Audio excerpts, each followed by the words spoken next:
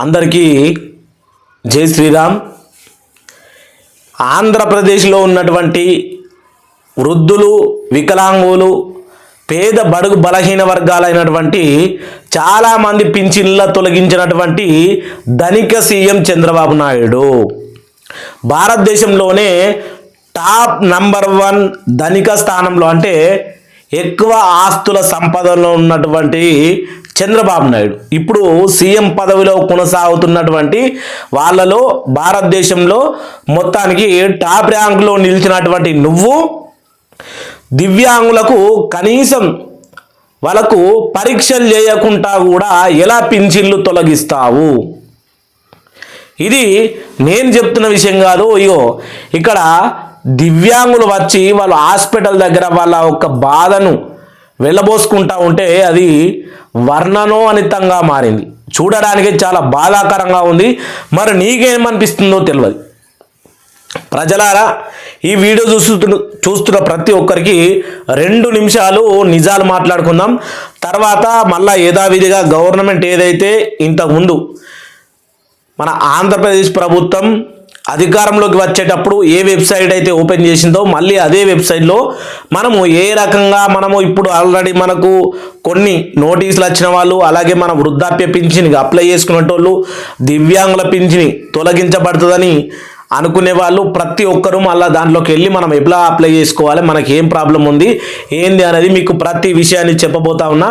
వీడియోని మాత్రము స్కిప్ చేయకుండా ఎండ్ వరకు చూసే బాధ్యత మీది.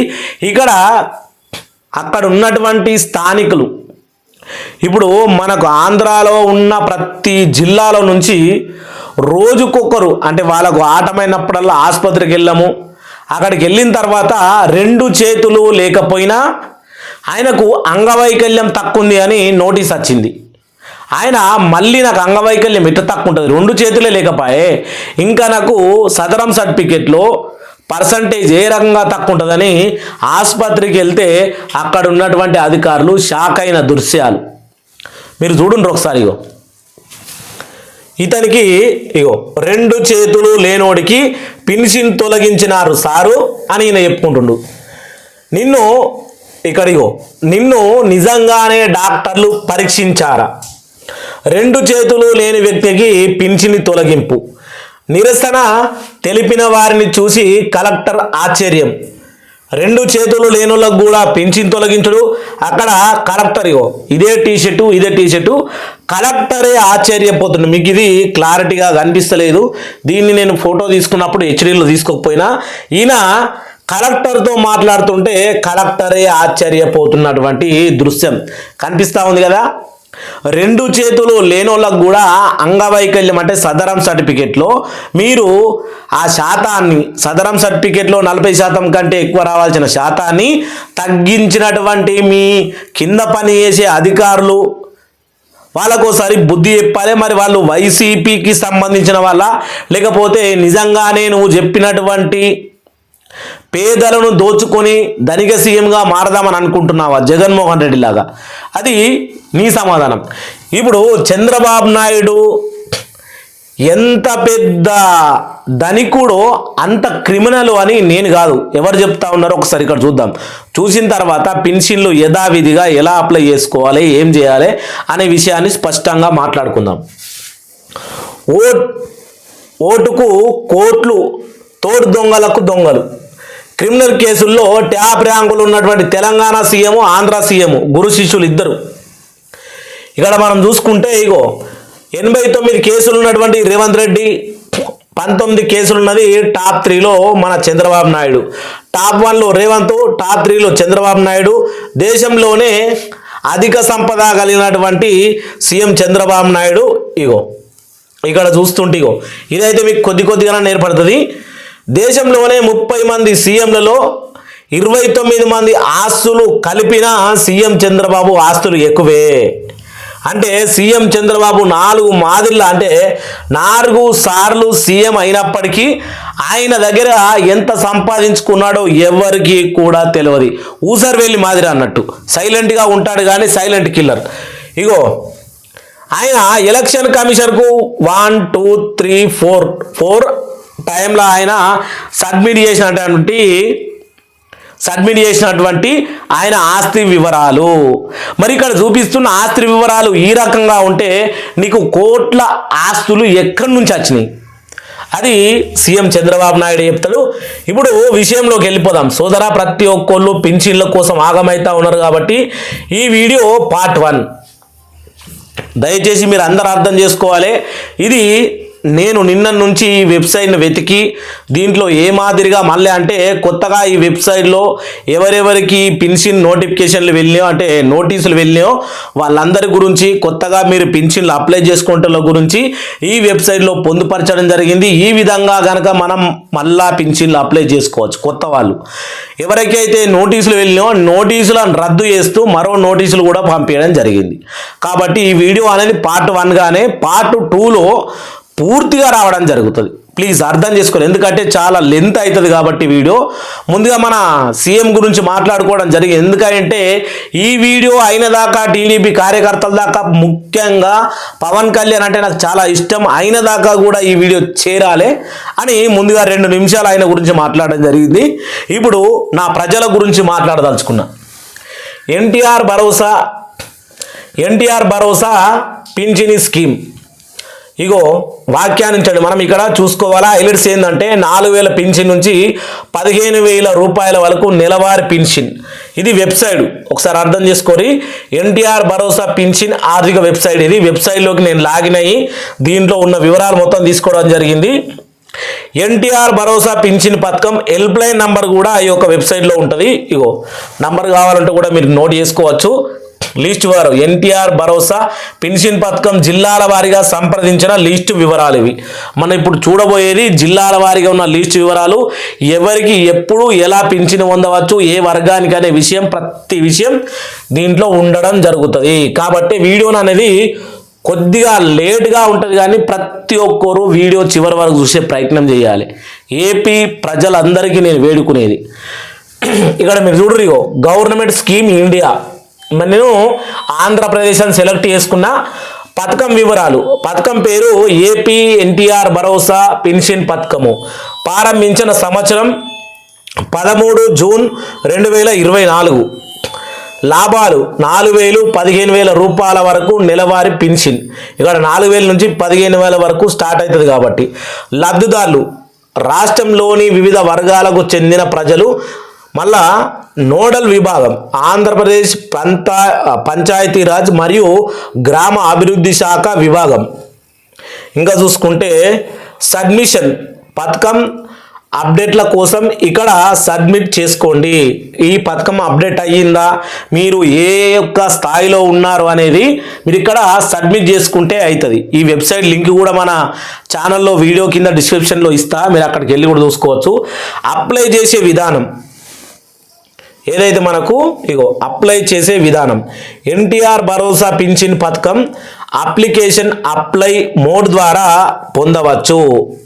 అప్లై లైన్ పొందవచ్చు అప్లికేషన్ చేసుకోవడానికి. ఇక్కడ మొత్తం వాళ్ళు ఇచ్చినటువంటి ఏదేదైతే ఉన్నదో ఇన్ని రోజుల కోలే పింఛన్ల గురించి జరుగుతున్నటువంటి గొడవలు, పింఛన్ల గురించి జరుగుతున్నటువంటి రచ్చ అది మామూలుగా కాదు. నిజంగా దీంట్లో ప్రభుత్వం మొదటిగా రాంగ్ పేరు వచ్చినటువంటి ఈ యొక్క కూటమి ప్రభుత్వానికి, తర్వాత దీని కింద పనిచేసినటువంటి గవర్నమెంట్ ఎంప్లాయీస్ ప్రతి ఒక్కరు నోటీసుల కోసం పనిచేసిన వాళ్ళు, అలాగే దీని మీద ఎంక్వైరీ ఎవరైతే వైద్య శాఖ నిపుణులు వాళ్ళు వీళ్ళందరికీ లేఖలు పంపి మండల స్థాయి నాయకులు, మండల స్థాయి ప్రభుత్వ ఉద్యోగులు వీళ్ళందరం పాపాన్ని మూట కట్టుకున్నారు. దివ్యాంగులు ఎంతగా బాధపడరు అనేది మీరు చూసుకోవాలి ఒకసారి. ఇదే సేమ్ టు సేమ్ అదే వెబ్సైట్లోనే మనం చూసేది. కాకపోతే ఇది కొత్త పథకం కాదు, వైఎస్ఆర్ కానుక పెన్షన్ పథకం అని పిలువబడే మాజీ ప్రభుత్వం యొక్క పథకం పేరు మరియు లాభాలను ప్రస్తుత ప్రభుత్వం మార్చింది. ఇక్కడ మనము వైసీపీ వాళ్ళు పెట్టినటువంటి పథకాన్ని మార్చిరు. సమాజంలో బలహీన వర్గాలకు గట్టిగా మద్దతుదారుగా ఉండడానికి ప్రస్తుత ప్రభుత్వం కట్టుబడి ఉందట. బలహీన వర్గాల యొక్క సంక్షేమ మరియు అభివృద్ధి శాఖ కోసం ప్రభుత్వం వివిధ పథకాలను ప్రకటిస్తుంది. ఎన్టీఆర్ భరోసా పింఛన్ పథకం కింద మునుపు అందజేయబడే పెన్షన్ మొత్తాన్ని ప్రస్తుతము పెంచింది. ఎంతకు పెంచింది? ఎన్టీఆర్ భరోసా పింఛన్ పథకం కింద అందజేయబడే పెన్షన్ 4,000 నుండి 15,000 మధ్యలో ఉంటుంది. అంటే ఎవరెవరికి 15,000 వస్తాయి అనేది కూడా ఇక్కడ ఉంది. మనకు ఎవరెవరికి నోటీసులు వచ్చినాయో వాళ్ళకు కూడా ఇక్కడ 15,000 రావాలన్నా 6,000 రావాలన్నా అది కూడా ఇక్కడ ఉంది. మీరేం టెన్షన్ పడవలసిన అవసరం లేదు. మునుపటి పథకం యొక్క లాభాలు 3,000 నుంచి 10,000 మధ్యలో ఉండేవి. ఇప్పుడు 4,000 నుంచి 15,000 వరకు పెంచిండ్రట. ప్రకటించబడిన విధంగా అర్హత కలిగిన దరఖాస్తుదారులకు పథకం యొక్క లాభాలు జూలై 1 నుంచి 2024 నుంచి అందజేయబడతాయని మనకు అప్పుడు పొందుపరిచారు. ఇప్పుడు పెంచబడిన పింఛన్ అమౌంట్ ఏప్రిల్ 1 నుంచి మనకు అమల్లోకి వచ్చింది. అంచనా వేయబడింది ఏప్రిల్ నుంచి జూలై వరకు మిగిలిన ప్రతి ఒక్కరికి బకాయి ఉన్న వాళ్ళకు కూడా పింఛని పంపిణీ చేయబడింది. అంటే అప్పుడు వైఎస్ఆర్సీపీ ఉన్నప్పుడు బకాయి పెట్టిన పింఛన్లు కూడా మన ఖాతాలో వేసిండ్రట. మీరు గుర్తు చేసుకుంటారు ఒకసారి. ఇంకా ఇక్కడ చూసుకుంటే ఎన్టీఆర్ భరోసా పింఛన్ పథకం కింద పూర్తిగా వికలాంగులైన వ్యక్తులకు 15,000 నెలసరి పింఛని ప్రభుత్వం అందజేస్తుంది. పూర్తిగా వికలాంగులైన.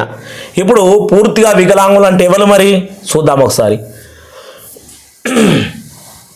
పథకం లాభాలు ఎన్టీఆర్ భరోసా పింఛన్ పథకం కింద వివిధ వర్గాలకు చెందిన వ్యక్తులకు పింఛన్ అందజేస్తుంది. వారి వివరాలు మరియు పింఛన్ మొత్తం కింద ఇవ్వబడిన టేబుల్లో తెలియబడును. లబ్ధిదారు వర్గం పేరు, పింఛనీ రేటు, వృద్ధాప్య పింఛన్ 4,000, వితంతు పింఛన్ 4,000, నేత కార్మికుల పింఛన్ 4,000, గీత కార్మికుల పింఛన్ 4,000, చేపలు పట్టేవారికి 4,000, ఒంటరి మహిళ 4,000. ఖచ్చితంగా మీకు అందరికీ 4,000 రూపాయలు వస్తూ ఉన్నాయా? రాకపోతే కూడా దీంట్లో మళ్ళీ మనము రీఅప్లై చేసుకోవచ్చు. ఇక్కడ చూసిరు కదా, వృద్ధాప్యము, వితంతు, నేత కార్మికులు, గీత కార్మికులు, చేపలు పట్టేవాళ్ళు, ఒంటరి మహిళలు చూసుకుంటే 6 విభాగాల వాళ్ళ పేర్లు ఇక్కడ వచ్చినాయి. ఇంకా ఇక్కడ ఉన్నాయి చాలామంది లిస్టు. చెప్పులు కుట్టేవారు 4,000, ఇజ్రాయిలు 4,000, ఏఆర్టీ, పిఎల్హెచ్వి 4,000, డప్పు కళాకారులకు 4,000, ఇతర కళాకారుల పింఛన్ 4,000, వికలాంగుల పింఛన్ ఇక్కడ ఇచ్చారు. వికలాంగుల పింఛన్ అంటే దీన్ని చూసుకుని ఇడికెళ్ళి వికలాంగుల పింఛన్లు అన్నట్టువి. వికలాంగుల పింఛన్ 6,000, కుష్టు వ్యాధి గ్రస్తులు 6,000, వికలాంగులు కుష్టి వ్యాధిగ్రస్తులు 6,000, పూర్తి వికలాంగులకు 15,000. ఇక్కడనే లొల్లి జరుగుతూ ఉన్నది. మొత్తానికి రాష్ట్ర వ్యాప్తంగా ఇక్కడిగో వికలాంగుల పెన్షన్ కాడ లొల్లి జరుగుతూ ఉన్నది. కుష్టి వ్యాధిగ్రస్తులకు 6,000, పూర్తి వికలాంగులకు 15,000, వీల్ చైర్ లేదా మంచానికి పరిమితమైన పక్షవాత రోగులకు కూడా 15,000. మనము ఏ వర్గానికి చెందిన వారు అనేది మీరు కామెంట్ చేయాలా. మీరు కామెంట్ చేస్తే పార్ట్ 2 వీడియోలో మనం చేసే దాంట్లో మీరు ఈ వర్గానికి చెందిన వారైతే మరి మీరు ఒకవేళ వీల్ చైరు మంచానికి పరిమితమైన వారైతే 15,000 రావాలి ఖచ్చితంగా. ఎందుకంటే ఇప్పుడు కూడా మనం ప్రభుత్వం వెబ్సైట్లోనే చూస్తున్నది. అయితే ఒకవేళ పూర్తి వికలాంగులు అంటే కాళ్ళు మొత్తమే నడవరాకపోయినా మనకు 15,000 రావాలి. మీ యొక్క సదరం సర్టిఫికెట్లో 75% నుంచి 80 అంటే 75% పైన ఉన్న వాళ్ళకి అంగవైకల్య శాతము సదరం సర్టిఫికేట్లో మీకు ఖచ్చితంగా 15,000 రూపాయలు రావాలి. ఇది వాళ్ళు ఇచ్చినటువంటి వెబ్సైటు, వాళ్ళు చెప్పినటువంటి విధానము, వాళ్ళ లెక్క. మరి ఎందుకు రాదు ఒకసారి మనం ఆలోచించుకోవాలి. చూసుకొని ఇది కూడా అదే వెబ్సైటు. ఇతర వర్గాలు ప్రైవేట్ లేదా ప్రభుత్వ డయాలసిస్ వాళ్ళకు ఉన్న వారికి, సికేడియు ఉన్న వాళ్ళకి 10,000. ఇదేంది సికేల్ సెల్ వ్యాధి 10,000, తలాసిమియా 10,000 వాళ్ళకు కూడా, తీవ్రమైన హిమోపియా వారికి కూడా 10,000, సైనిక సంక్షేమ పథకాలు 5,000, భూమి లేని అమరావతి పేదలకు 5,000, అభయాస్తం 500 రూపాయలు. ఇక్కడ అర్హతలు కూడా ఇచ్చినారు. అర్హత పరిస్థితులు. ఎన్టీఆర్ భరోసా పింఛన్ పథకానికి అప్లై చేయాలంటే పథకం నోటిఫికేషన్లో తెలియజేయబడిన విధంగా దరఖాస్తులు కింద ఇవ్వబడిన అర్హతలు పరిస్థితులను కలిగి ఉండాలి. ఖచ్చితంగా మనకి ఏవైతే ఇచ్చిరో అవి కలిగి ఉండాలన్నట. అలాగే ఇంకోటి లాస్ట్ ఉన్నది కావచ్చు అనుకుంటా, ఇది లాస్ట్. తర్వాత పార్ట్ 2లో ఉంటుంది మొత్తం. ఇక్కడ కూడా మనకు గవర్నమెంట్ స్కీమ్స్ ఇండియా మనం చెక్ చేసుకుంటే ఆంధ్రప్రదేశ్ అని పెట్టుకుంటే ఆంధ్రప్రదేశ్ ఏ స్టేట్లో ఏ స్కీమ్స్ ఉన్నాయి కూడా మనము చూసుకోవచ్చు ఈ వెబ్సైట్లో.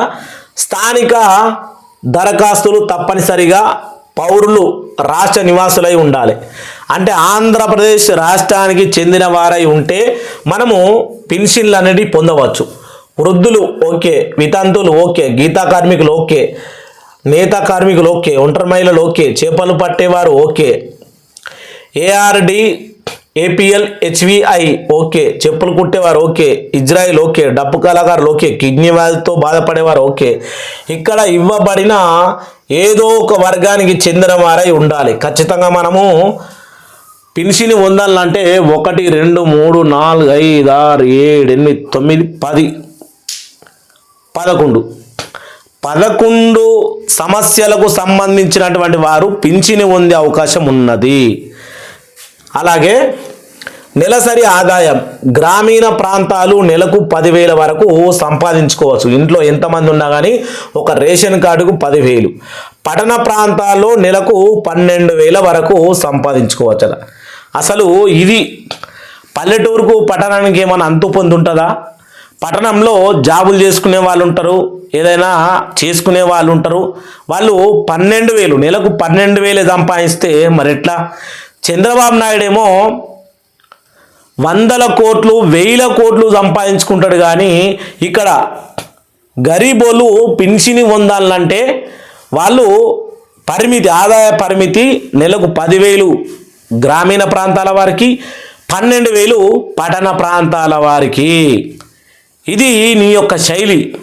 సరే, ఇప్పుడు నీ రోజులు ఉన్నాయి అనుకుంటున్నామో కానీ నీ రోజులు లేవు. తర్వాత కూడా ఇంకా వేరే వాళ్ళ రోజులు కూడా వస్తాయి, దానికి ఏం లేదు. కానీ ఇక తడి భూమి 3 ఎకరాలకు తక్కువ ఉండాలి, లేదంటే రద్దయిపోతాం. ఇంకా ఇక్కడ పొడి భూమి 10 ఎకరాలు అంటే పట్ట, లావన్ పట్ట అంటాం మనం. కొందరు తడి భూమి, పొడి భూమి, పంట పండించేది, లేదు అంటే లావన్ పట్ట అంటే దుబ్బల్లో, చెలకల్లో, రాళ్లల్లో, రప్పల్లో ఉండే భూమి 10 ఎకరాల వరకు ఉండేవాళ్ళు ఈ పింఛని పొందవచ్చు. గవర్నమెంట్ పింఛనీలు పొందడానికి ఇన్ని రకాల కండిషన్లు పెడతా ఉంటే ఎమ్మెల్యేలు కావడానికి, ఎంపీలు కావడానికి నరేంద్ర మోడీ గారు పెట్టింది కూడా కరెక్టే కదా. ఒక ఎమ్మెల్యే కానీ, మంత్రి కానీ, సీఎం కానీ, ప్రధానమంత్రి కానీ అరెస్ట్ అయిన నెల రోజులు జైల్లో ఉంటే ఆయన యొక్క పదవి తొలగించి పోవాలి. దీన్ని తీసుకొచ్చినప్పుడు దీన్ని యాక్సెప్ట్ చేయాలి కదా. ఎందుకంటే ఎమ్మెల్యేలు, ఎంపీలు, మంత్రులు, సీఎంలు, పిఎంలు వీళ్ళందరూ డబ్బులు దొబ్బనీకుంటారు. పేద బడుగు బలహీన వర్గాలకు సాయం చేయని కాదు. అందుకనే మోడీ గారు ఈ యొక్క ఏదైతే క్రిమినల్ కేసుల్లో కానీ, ఏదైనా వివాదాల్లో కానీ సీఎం కానీ, ఎమ్మెల్యే కానీ, ఎంపీ కానీ ఎవరైనా కేసుల్లో, ఎమ్మెల్సీ కానీ కేసుల్లో అరెస్ట్ అయ్యి వాళ్ళు నెల రోజులు జైల్లో ఉంటే వాళ్ళ పదవి అనేది రద్దయిపోవాలి అని ఒక కొత్త రూల్ తీసుకొచ్చిండు. దానికి చాలామంది వ్యతిరేకం చేస్తూ ఉన్నారు. ఎందుకంటే ఇక్కడ చూసుకుంటే నారా చంద్రబాబే 18 కేసుల్లో ఉన్నాడు. సీఎం రేవంత్ రెడ్డి, తెలంగాణ సీఎం, అక్షరాల 81 కేసు. వీళ్ళు పోతే మరి సంవత్సరాల కొద్ది ఉండాల్సిందే కదా, ఇంకా యాడుంటే ఇలా పదవులుగా ఊడిపోతాయి. అందుకనే దాన్ని యాక్సెప్ట్ చేయరు, వీళ్ళ ఎమ్మెల్యేలు యాక్సెప్ట్ చేయరు, వీళ్ళు యాక్సెప్ట్ చేయరు. అదన్నట్టు విషయం. అందరికీ ఇక పార్ట్ 2 ఖచ్చితంగా, దీనికి పార్ట్ 2 కూడా ఉంటుంది. ఎందుకంటే దాంట్లో కులాలు, వర్గాలు, ఎవరెవరికి ఇంకా ఎంత పెంచబోతా ఉన్నారు, ఏ రకంగా మనం చేసుకోవాలి వచ్చింది. ఎందుకంటే దాన్ని ఏమంటారు, ఇల్లు కూలగొట్టుడు గంటలోనే కూలగొట్టచ్చు. ఇల్లు కట్టాలంటే సంవత్సరాలు పడుతుంది. నోటీసులు పంపించగా ఆలోచించలేక పంపించినారు. కానీ ఇప్పుడు మళ్ళీ దాన్ని సరి చేసుకొని మళ్ళీ యథావిధిగా మన పింఛన్లు రన్ చేసుకోవాలంటే నానా కష్టాలు పడాల్సిందే, తప్పదిగా. కానీ ప్రభుత్వం కూడా ఖచ్చితంగా స్పీడ్గా ఎవరిని కూడా ఇబ్బంది పెట్టకుండా తొందరగా అర్హులైనటువంటి వాళ్ళకు నోటీసులు రద్దు చేసి పింఛన్ అనేది యథావిధిగా కొనసాగించాలని కోరుకుంటున్నాం. అందరికీ జై శ్రీరామ్, జై జై శ్రీరామ్.